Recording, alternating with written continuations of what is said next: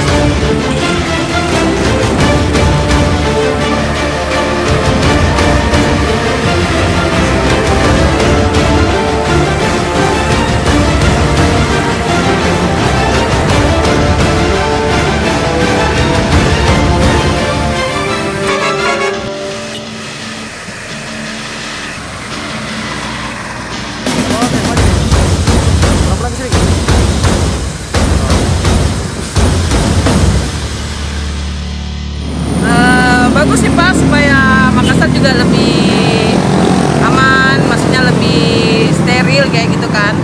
Dan supaya juga nggak terlalu banyak yang kena dengan virus-virus COVID-19 ini. Adanya protang ini ya merasa agak aman sih, penyakit ini cepat berlalu ke depannya. Supaya tidak banyak penyakit.